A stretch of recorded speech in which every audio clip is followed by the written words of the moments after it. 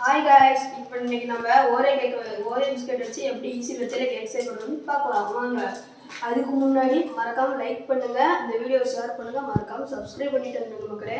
வாங்க வீடியோக்குள்ளே போகலாம். அதுக்கு முன்னாடி இந்த மாதிரி சமைக்கிற வீடியோ உங்களுக்கு ஏதாச்சும் இருந்துச்சுன்னா கமெண்ட்டில் சொல்லுங்கள், நாங்கள் அதை ட்ரை பண்ணி உங்களுக்கு சொல்கிறோம்.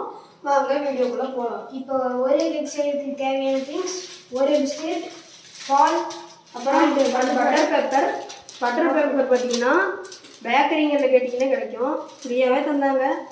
அப்புறமேட்டு குக்கரில் இந்த குடத்துக்கு வைக்கிற ஸ்டாண்டை உள்ளே வச்சு கல்லுப்பு இல்லைன்னா தூளுப்பு உள்ளே போட்டு அந்த ஸ்டாண்டை ஃப்ரீ ஹீட் பண்ணணும்.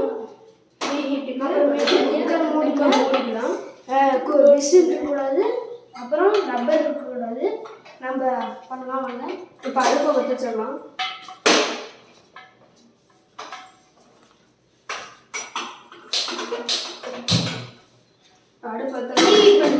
குக்கரை மூடிடலாம்.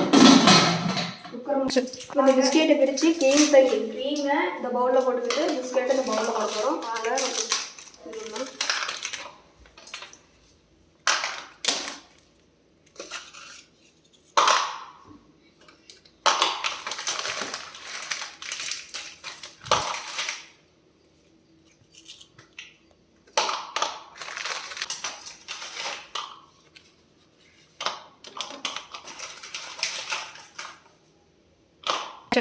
காய்ஸ், இப்போ எல்லா பிஸ்கெட்டும் பிரித்து போட்டோம், அவ்வளோதான். இன்னொரு பிஸ்கெட் இருக்குது.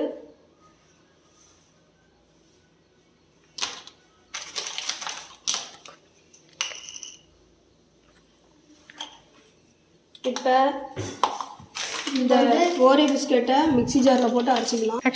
இப்போ இதில் இருக்கிற ஓரே பிஸ்கெட் எல்லாத்தையும் எடுத்து மிக்ஸியில் ட்ரான்ஸ்ஃபர் பண்ணிக்கலாம்.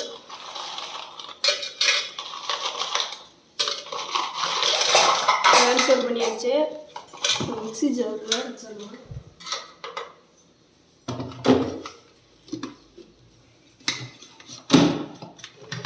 லாக் பண்ணியாச்சு.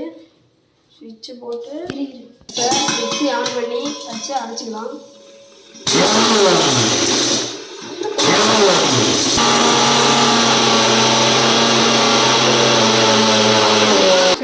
இப்போ அரைச்சி எடுத்தாச்சு.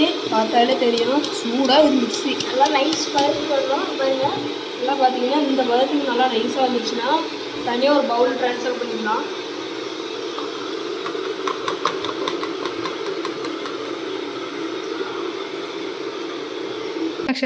இப்போ சுடு தண்ணியில் அந்த க்ரீம் எடுத்து வச்சிடலாம். க்ரீம் வச்சு கொஞ்சம் இது மாதிரி போகணும், கிண்டிகிட்டே இருக்கலாம். காய்ஸ், இப்போ கொஞ்சமாக பேக்கிங் சோடா எடுத்து இதில் போட்டுக்கலாம். இது அரைச்சி ஓரியோ பிஸ்கட்டில் போட்டாச்சு. அதேமாரி 2 டேபிள் ஸ்பூன் சர்க்கரை போட்டுக்கலாம். 1 2 இப்போ போட்டாச்சு. இப்போ இதில் மில்க் ஆட் பண்ணிக்கலாம். மிக்ஸ் பண்ணிக்கலாம். மில்க் ஊற்றிக்கலாம். மிக்ஸ் பண்ணி மில்க் ஊற்றிக்கலாம். மிக்ஸ் பண்ணலாம்.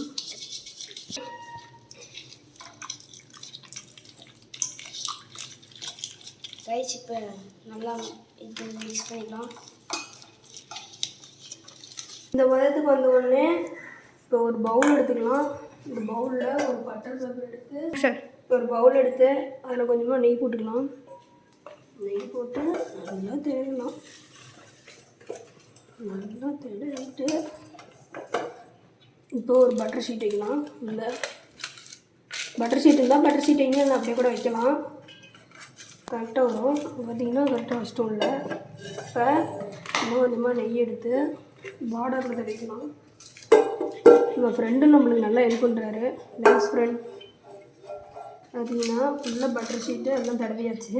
இப்போ இதில் கன்சிஸ்டன்சிக்கு வந்த பதமாக்கிற மாவை நமக்கு முன்ன ஓரே இது பண்ணதில் இப்போ எடுத்து இதில் ஊற்றிக்கலாம்.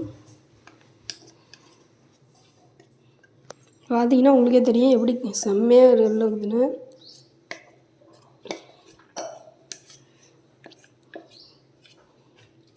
இந்த கன்சிஸ்டன்சிக்கு வந்தாலே போதும், நம்ம கேக் செய்யறது முக்கால்வாசி முடிச்சிட்டோம். இந்த ப்ரீ ஹீட் எப்படி பண்ணியிருக்கான்னு பாருங்கள்.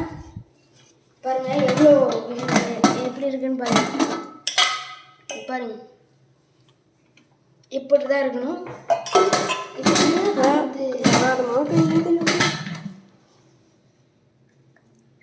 இப்போ இப்போ இதை தட்டி விட்டு ப்ரீ ஹீட் பண்ணதில் உள்ளே எடுத்து வைக்கலாம். சுடுது காய்ஸ். வச்சாச்சு காய்ஸ். எரியுது. இப்போ எப்படியோ ஒரு வழியாக உள்ளே வச்சாச்சு காய்ஸ். இப்போ வந்து குக்கர் மூடி போட்டு கரெக்டாக 30 நிமிஷம் கழிச்சு திறந்து பார்க்கலாம். காய்ஸ் நம்ம சொன்ன மாதிரி பண்ணாதான் கேக் கரெக்டாக வரும். ரப்பர் போடக்கூடாது, குக்கர் விசில் போடக்கூடாது. இப்போ உள்ளே வச்சாச்சு காய்ஸ். வச்சு சிம்மில் ஓரளவு சிம்மில்லையே அடுப்பு வச்சுருக்கலாம். 30 நிமிஷம் கழிச்சு கரெக்டாக வந்து திறந்து பார்க்கலாம். வாங்க காய்ஸ். 30 நிமிஷம் கழிச்சு இது திறந்து பார்க்கலாம். வாங்க காய்ஸ்.